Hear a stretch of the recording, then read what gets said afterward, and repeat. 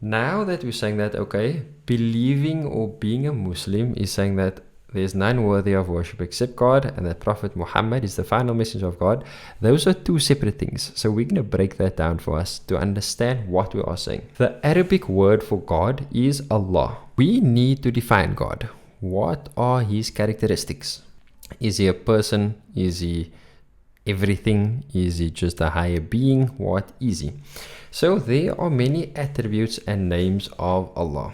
Of these, there are 13 which are essential for us to know. These are like key, crucial ones, but these are not the only ones. And what's actually like cool about these is like you'll see that some of these intrinsically you know and believe already, and some of these you maybe just didn't think of before in this light, to think of, okay, that's actually a separate characteristic that I would need to think of or apply to believe in my God.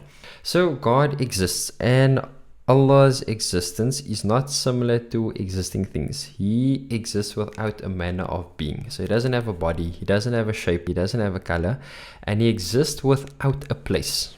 Second one is the oneness of God. So there is no partner to Allah in his divinity. He's one, not like the number one, which can be divided into parts. He is one and one alone.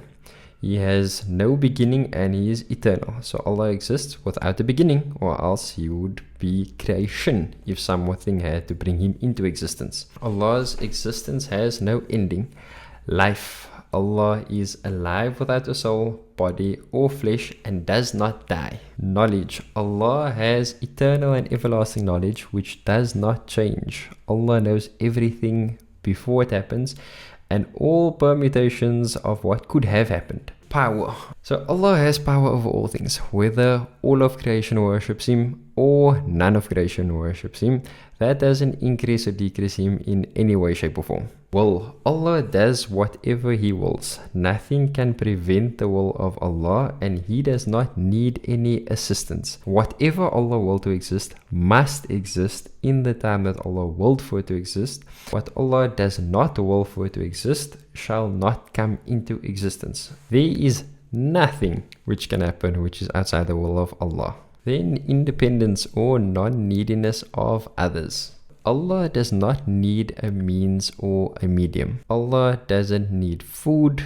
Allah doesn't need the bathroom. Allah doesn't need something to do something else. Allah can just say be and it will come into existence. Allah does not resemble any creation. When we hear about the attributes of Allah, we think of it with complete perfection and not in a way that resembles any creation in any way, shape or form. Hearing.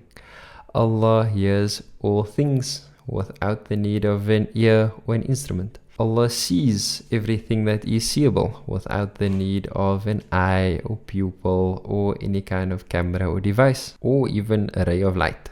Speech. His speech does not have a beginning or end. He does not need letters or words or vocal cords or even language. Those are the essential ones. There are many more which hasn't been mentioned, but I just wanted to touch on some of those. So he is the creator of Alameen. And Alameen refers to everything except Allah, the one who created and formed all of creation. That is that he brought them from non-existence into existence. He is the sustainer of everything. He is perfect and free from all imperfections. He is closer to every existent being through his power and knowledge, and not a physical proximity. But he says that he is closer to you than your jugular vein. So bringing it all back, when we say the Shahadah, we are saying that I declare with my tongue and I believe with my heart that no one deserves to be worshipped except Allah. This is the worship that if you practice it to other than Allah, that makes you not a Muslim.